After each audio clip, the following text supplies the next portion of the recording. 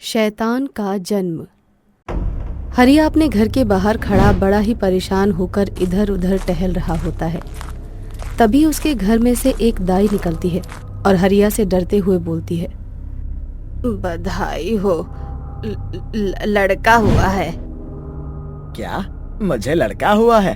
अरे आई, ये तो बहुत खुशी की बात है। आप इतनी डरी हुई क्यों हो और ये खुशखबरी उस तरह से क्यों सुना रही हो?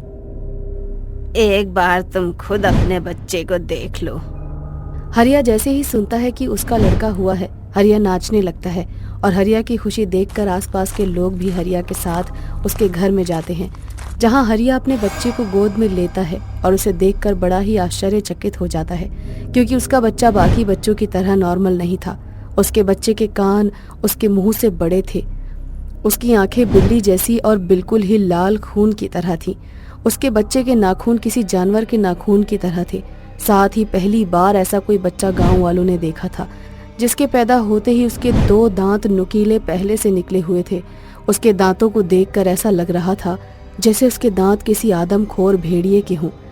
ये सब देखकर गांव वाले हरिया से बोलते हैं, अरे हरिया भैया, तुम्हारा बेटा नहीं शैतान पैदा हुआ है। ऐसा तो सिर्फ शैतान का बच्चा होता है।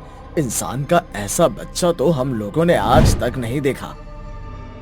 कलयुग के जमाने में तुम ये कैसी अंधविश्वास सी बातें कर रहे हो? मैं और मेरी बीवी एक इंसान है, तो भला हमारा बच्चा शैतान कैसे हो सकता है?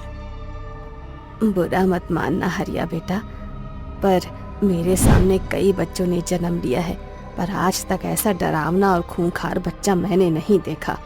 ये बच्चा किसी शैतान का रूप है और किसी मकसद से ही आया है। अगर तुम अपने गांव वालों और उनकी भलाई चाहते हो तो इसे अभी जंगल में फेंक आओ या फिर इसे मार डालो, तो ये कल को बड़ा होकर तुम्हें और मुझे खत्म ना कर दे कहीं। अम्मा, ये आप कैसी बातें कर रही हो? ये मेरी औलाद है और भला एक बाप अपनी ही संतान को कैसे खत्म कर सकता है? मैं आप सभी गांव वालों से वादा करता हूँ, मेरे या मेरे बच्चे की वजह से कभी भी इस गांव में कोई मुसीबत नहीं आएगी। बस आप सब मुझसे मेरे बच्चे को मारने की बातें मत कहिए। अगर मेरी बीवी को पता चल गया तो वो जीते जी मर जाएगी। हरिया सभी गांव वालों से मिन्नतें ही कर रहा होता है कि तभी हरिया की बीवी उषा को होश आ जाता है और वो होश में आते ही अपने बच्चे को हरिया से मांगने लगती है। हरिया जैसे ही अपना बच्चा उसकी गोद में देता है, अपने शैतान बच्चे को देखकर उषा रोने लगती है और सबसे बोलती है, मेरा बच्चा बाकी बच्चों से इतना विचित्र क्यों है? उषा, तुम घबराओ मत। ये बच्चा ईश्वर की देन है। जरूर इसमें कोई मायावी शक्तियां होंगी। ये भगवान का एक चमत्कार भी तो हो सकता है। इसे भगवान का आशीर्वाद समझकर अपना लो। अब उषा अपने बच्चे को उसी रूप में अपना लेती है, जिसके बाद हरिया अपने बच्चे का बड़े ही अच्छे से देखभाल करता है और उसका पालन पोषण भी करता है। हरिया कभी भी अपने बच्चे को घर से बाहर नहीं जाने देता। देखते ही देखते अब हरिया का बेटा बड़ा हो जाता है और एक दिन वो स्कूल से गुस्से में घर आता है और बैग पटकते हुए उषा से बोलता है, माँ, बहुत हो गया, अब मैं इससे ज्यादा पढ़ाई नहीं करूँगा।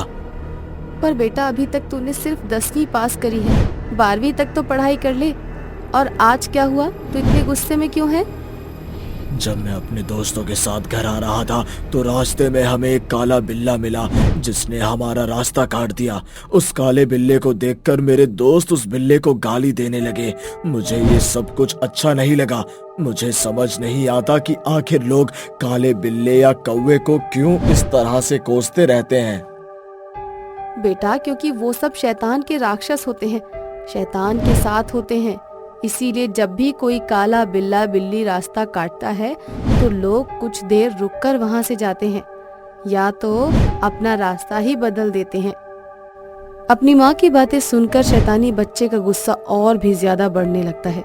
अब वो घर से बाहर निकल जाता है और एक कुत्ते को पकड़कर उसके शरीर का सारा खून पी जाता है और उसे मार कर खा जाता है। कुछ देर बाद शैतानी बच्चा घर आता है और घर में दाल चावल रोटी सब्जी बना देखकर अपनी माँ से बोलता है, क्या माँ, तुम हमेशा घर में ये घास फूस ही बनाती रहती हो? तुम कभी मांस क्यों नहीं बनाती? आज मुझे मांस खाना है। मुझे मटन चिकन खाना है। मेरे लिए मांस बनाओ। आज के बाद कभी भी तुमने अगर इस घर में मांस मछली का नाम लिया ना तो तुम्हारी खैर नहीं। तुम जानते हो ना हम ब्राह्मण हैं, हमारे घर में मांस मछली नहीं बन सकता और नाम भी लेना पाप है। आपकी ये बकवास सुनकर मैं थक चुका हूँ। मैं जा रहा हूँ अपने दोस्तों के साथ बाहर। अब मैं वहीं से खाकर आऊंगा। इतना बोलकर वह शैतानी बच्चा अपने कुछ और दोस्तों के साथ वहां से चला जाता है। बाहर जाकर वो उनके साथ पार्टी करने लग जाता है। वे सब बैठकर बातें और हंसी मजाक कर रहे होते हैं कि तभी दिया नाम की एक लड़की का हाथ टूटे हुए कांच के गिलास में कट जाता है, जिस वजह से उसके हाथों से खून बहने लगता है।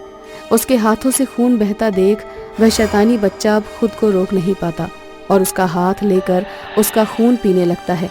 ये देखकर उसके सारे दोस्त बड़े हैरान हो जाते हैं और दिया उससे बोलती है, शेखर बस भी करो, मैं ठीक हूँ और इतना भी खून नहीं निकल रहा है, मैं इस पर पट्टी लगा लूंगी।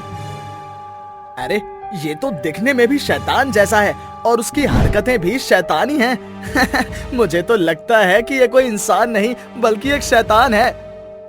अपने दोस्तों की ये बात सुनकर शेखर का गुस्सा और भी ज्यादा बढ़ जाता है और वो अपने शैतानी रूप में आकर अपने दोस्तों से बोलता है, सही पहचाना तुम लोगों ने, मैं कोई इंसान नहीं बल्कि एक शैतान का बच्चा हूँ। तभी तो मेरा जन्म पूर्णिमा की रात को ठीक 12 बजे हुआ। उस समय सिर्फ और सिर्फ शैतान जन्म लेता है, पर यह बात मेरे माँ बाप को नहीं पता, पर तुम्हें पता चल चुकी है, इसलिए अब तुम लोग नहीं बचोगे। इतना बोलकर वह शैतानी बच्चा एक एक करके अपने दोस्तों को मार कर खाने लगता है। इसी बीच दिया वहां से भाग जाती है और गांव जाकर शेखर के बारे में सारी बात बता देती है, जिसके बाद हरिया, उषा और कुछ गांव वाले हाथों में मशाल लिए उस शैतानी बच्चे के पास जाते हैं, जहां वो अपने ही दोस्त को मार कर खा रहा होता है। अपने बच्चे का असली रूप देखकर हरिया और उषा को अपनी गलती का एहसास होता है और उषा गांव वालों से बोलती है, ये मेरा बच्चा नहीं बल्कि एक शैतानी बच्चा है। मैंने गलती करी जो आप लोगों की बात नहीं सुनी और इसे पाल पोस कर इतना बड़ा किया। अब आप लोगों को इस शैतानी बच्चे को जो सजा देनी है दे सकते हैं, इससे पहले कि ये और ताकतवर होकर हम गांव वालों को खत्म कर दे। आप गांव वाले मिलकर इस शैतानी बच्चे को खत्म कर दीजिए। जिसके बाद सभी गांव वाले मिलकर उस शैतानी बच्चे को बरगद के पेड़ से बांध देते हैं और उस पेड़ में आग लगा देते हैं, जिससे वह शैतानी बच्चा भी जलकर हमेशा हमेशा के लिए खत्म हो जाता है और उषा हरिया के साथ अपनी जिंदगी की एक नई शुरुआत करती है।